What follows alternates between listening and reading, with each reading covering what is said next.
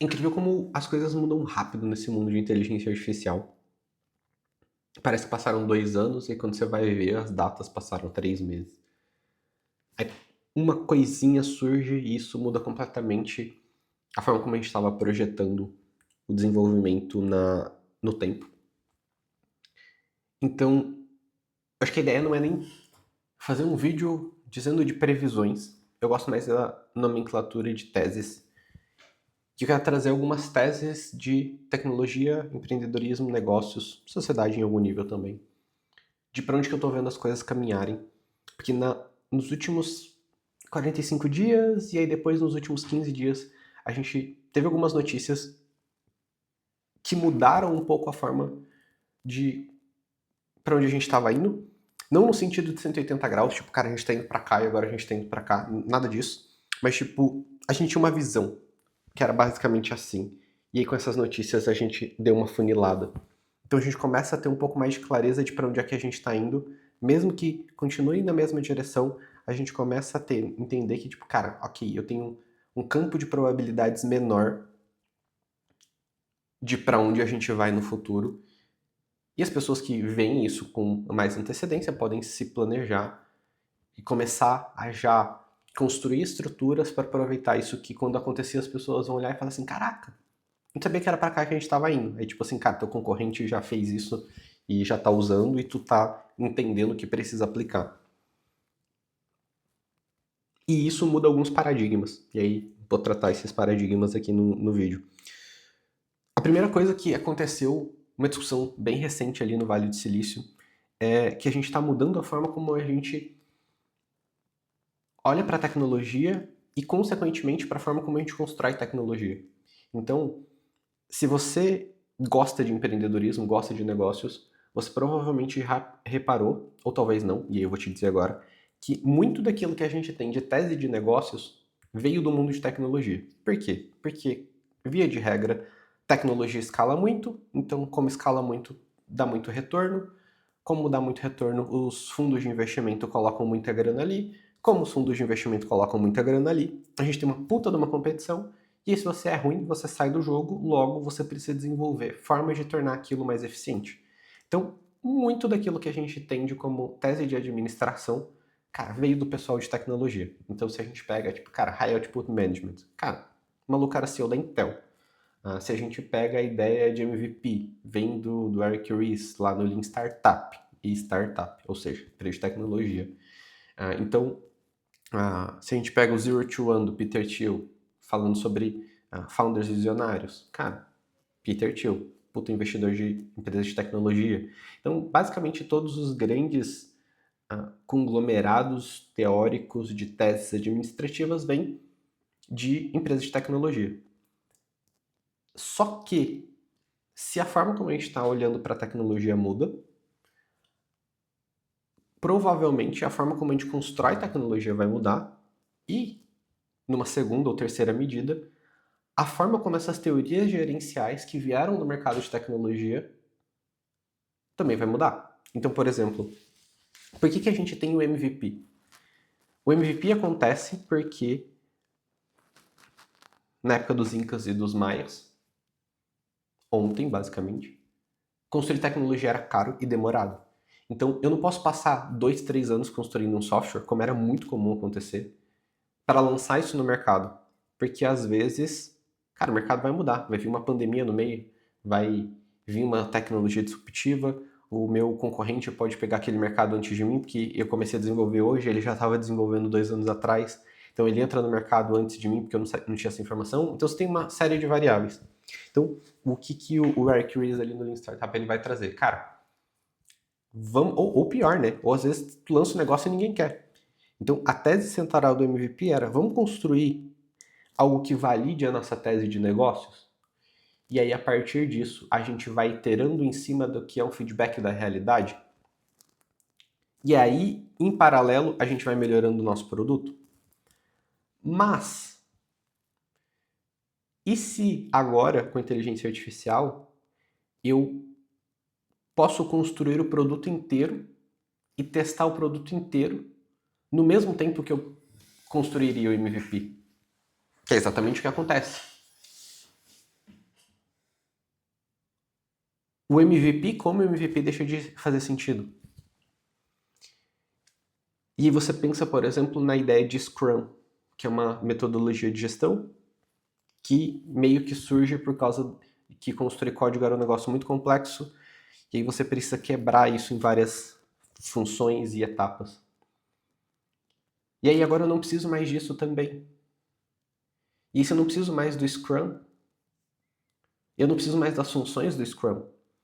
E aí você tem, cara, você tinha uma função que era o Scrum Master, mas você tem outras também, tipo Product Management, que vem daí. Cara, talvez essas funções deixem de ser necessárias também. Então, tem muita gente grande do Vale do Silício agora debatendo sobre, cara, o que que tá mudando, como isso se adapta, o que que fica, o que que sai, mas os paradigmas de gestão e negócios, eles deixam de ser tão sólidos como eram. Então, se, cara, ontem a gente podia olhar para negócios e falar assim, cara, vamos seguir esse playbookzinho aqui. Tem um vídeo do Marcos Paulo bem viralizado que ele falava assim, não, para tu construir uma empresa de 100 milhões de dólares é só tu seguir o playbook. Tá, mas agora o playbook não existe mais, porque a inteligência artificial mudou tudo. Então a gente começa a precisar refletir sobre algumas questões. A ideia aqui também é trazer algumas conclusões, não vou só deixar ideias em aberto, mas eu acho que esse princípio de entender que no mundo onde a tecnologia está mudando, a forma como a gente interage com essa tecnologia muda e os princípios por trás dessa tecnologia mudam. E isso é importante porque no final das contas isso afeta toda a cadeia produtiva, afeta mercados, afeta negócios. Então, eu gosto de olhar para o que o Vale do Silício está pensando, porque isso deságua lá no dono da padaria no final das contas. Demora um pouco, mas acontece. E se a gente está antenado, a gente consegue ganhar mercado e sair na frente ali daquilo que vai ser inevitável. Outra coisa que eu tenho visto que está mudando é a forma como a gente pensa tecnologia dentro das empresas. Então, cara, imagina a seguinte situação. Você tem um funcionário e esse funcionário, ele tem um job description ali. Ele tem uma série de coisas que ele tem que fazer. E aí você entende que aquele perfil ideal casou bem, deu fit com o que você tem de necessidades. Só que assim, esse cara, ele nunca mais, na vida dele, ele vai aprender absolutamente nada. Todas as coisas que ele sabe são exatamente as coisas que ele sabe na hora da contratação. Ele nunca vai ler um livro, ele nunca vai ler um curso, ele nunca vai se atualizar, ele nunca vai sair daquela função. Pô, parece ruim, né? Porque grande parte daquilo que a gente tem como humanidade é essa capacidade de adaptação, de aprendizado, de evolução. Às vezes aquele cara, acho que foi na Nike que aconteceu isso, que entrou como estagiário e vai virar CEO. Só que isso acontece só porque a pessoa evoluiu durante o passar do tempo. Mas a forma como a gente olha para a tecnologia muitas vezes não é assim. Se a gente pensa na principal utilização de uma stack de tecnologia, cara, tu contratou o SaaS. O SaaS tem um escopo muito limitado de funções e tu vai usar aquelas funções. E aí a tua empresa cresceu, cara, dane-se, tu vai usar aquelas funções. Ou tu vai ter que contratar um outro programa e aí você perde informação, porque são programas de empresas diferentes, você vai tentar fazer uma migração, mas ela nunca é perfeita, até porque o novo programa tem coisas que o anterior não tinha. Então, a tecnologia era muito rígida. E a tecnologia era muito rígida pela forma como a tecnologia era construída, que esbarra no que eu falei anteriormente, porque o código era caro e blá blá blá. Tudo isso acontece.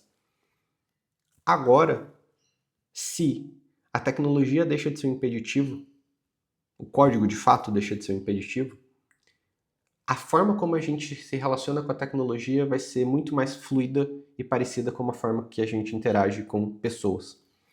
O Carpati até fez um post recentemente falando sobre um engenheiro sênior lá da OpenAI, da Anthropic, perdão, que ele falou que ele não está usando mais a Markdown como output, ele está usando o HTML, porque o output dos LLMs era gigantesco, tu tem lá, tipo, cara, 1000 linhas de Markdown e aí, pô, tu fazendo isso o dia inteiro, tu acaba não lendo. Aí ele falou assim, cara, eu vou tentar transformar isso em algo mais visual.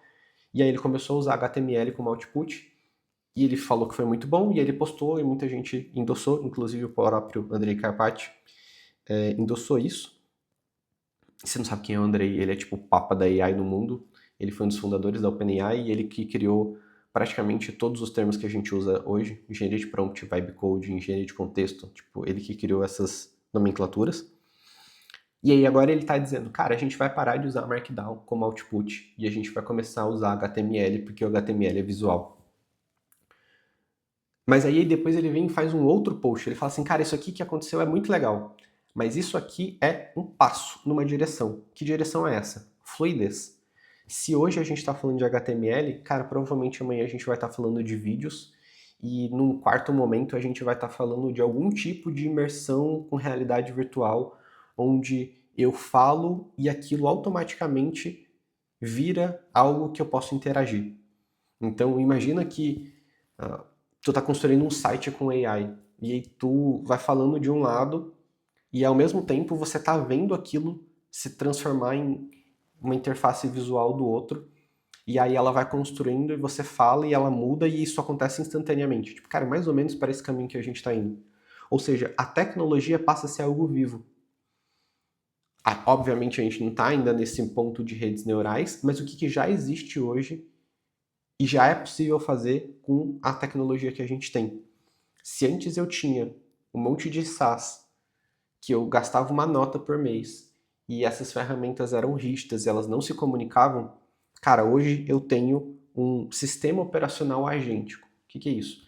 É um sistema que a minha própria empresa construiu, que eu tenho todas as coisas acontecendo ali dentro, eu substituo 95% das ferramentas que eu tinha e eu consigo ter um custo fixo menor, porque eu não vou pagar um monte de ferramenta, eu consigo ter uma integração maior, porque está tudo dentro do mesmo sistema, e a minha relação com esse sistema muda, porque agora ele passa a evoluir conforme a necessidade da empresa.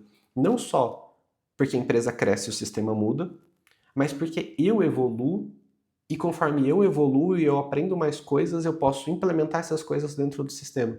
Cara, imagina que maluquice. Se todo livro que você lesse, imagina, vou dar um exemplo bem besta aqui, mas para você entender o poder disso. Eu tenho um software de análise de vendas comerciais. E aí eu coloco lá para a inteligência artificial, olha, toda venda que eu fizer, eu quero que você avalie se essa venda é boa, se ela foi conduzida corretamente. E aí você vai lá e você lê Spin Selling. Aí você fala assim, caramba, olha que loucura, eu não conhecia essa metodologia. Agora eu vou dizer para a AI que a condução da venda precisa ser avaliada de acordo com a metodologia de Spin Selling. E aí depois você aprende sobre, cara, margem de contribuição. E aí você fala assim, nossa, eu descobri que quando eu pego todas as variáveis que eu posso mexer dentro de uma empresa, o custo, o preço do meu produto é aquilo que me gera mais margem líquida via de regra. Então agora eu quero não só avaliar de acordo com o Spin Selling, mas eu quero fazer uma projeção financeira para entender a qualidade da venda que está sendo gerada. Então você vai e coloca aquilo dentro do sistema. E aí você vai aprendendo e o sistema vai evoluindo junto contigo. Cara, é exatamente esse tipo de coisa que a gente consegue fazer hoje. Isso era absolutamente impossível de se pensar, cara, 2 anos atrás. Imagina 5, 10 anos. Então, o sistema ele se torna vivo. E aí, conforme você vai aprendendo coisas novas, você vai identificando gargalos na empresa, resolvendo esses gargalos, o seu cérebro libera para você pensar em novos gargalos, aí você cria novas soluções, e isso vai gerando um efeito exponencial, que leva a gente aí no último ponto que eu queria comentar, que é o CEO da ClickUp mandou 22% das pessoas embora, se não me falha a memória, e disse que eles querem trabalhar com o 100x, digamos assim, que é o funcionário 100x. É o funcionário que vai produzir por 100 e que eles estão criando faixas de salário de no mínimo $1 milhão anuais para que o dinheiro que foi economizado com pessoas que produziam pouco agora vai ser repassado para essas pessoas que produzem muito. E aí esse nível de muito que ele está pensando é, cara, eu quero uma pessoa que produza 100 vezes mais. Qual que é a única forma de uma pessoa produzir 100 vezes mais? Não é trabalhando 100 vezes mais em horas, obviamente, porque número de horas limitado. O cara já trabalha 10 horas por dia, ele vai trabalhar 100 horas por dia? Não dá. Mas ele tem que produzir 100 vezes mais dentro das mesmas horas. Como é que tu faz isso? Através da exponencialidade. como é que tu exponencializa. Tu precisa de um sistema operacional agêntico que vai automatizando funções, automatizando tarefas, gerando inteligência de dados, gerando inteligência comercial, plugado em diversos agentes que estão executando tarefas de maneira autônoma, para que isso vá gerando um efeito composto para que em algum momento você esteja produzindo 100 vezes mais. E é isso, gera uma discussão gigantesca que é, cara, como é que a gente vai ter os sistemas de remuneração e recompensa dentro das grandes empresas? Não me interessa tanto esse assunto, porque eu não pretendo entrar dentro de uma grande empresa. Cara, nem tenho interesse também de construir uma grande empresa. Meu objetivo é ter um negócio mais enxuto possível, gerando a maior quantidade de caixa possível, com as maiores margens possíveis, me tomando a menor quantidade de tempo possível. Então, o conceito para mim é muito aplicável aqui, que é, cara, como é que eu faço para aplicar esse conceito então dentro da minha empresa, entendendo essa questão da exponencialidade, entendendo que, cara, talvez aquela tese da Sequoia de uma empresa de $1 trilhão dentro da prestação de serviço seja muito aplicável aqui. Criar um modelo de negócio que seja mais automatizado, buscando ali, cara, 80% de margem, 90% de margem líquida, que era um negócio que não dava para se pensar antes, talvez seja mais viável. Como é que eu faço isso? Cara, ok, eu começo a criar os agentes, mapeando processos para entender o que dá para automatizar que me traga mais retorno sobre o investimento que foi feito. E aí a gente vai caminhando para essa direção. Então, nesses últimos aí 15 dias, foi isso que a gente teve de notícia.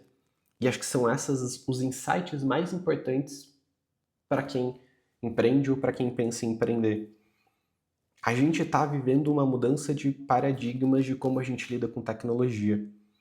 Eu tendo a dizer, e aí eu não quero ser injusto aqui, porque é uma generalização, mas é uma generalização baseada na minha experiência pessoal, que também pode estar enviesada, mas feitos todos os disclaimers, que aquela ideia do dilema do inovador, que é quem está na ponta tem dificuldade de entender o que está acontecendo, cara, eu estou vendo isso acontecer com as pessoas que são muito técnicas.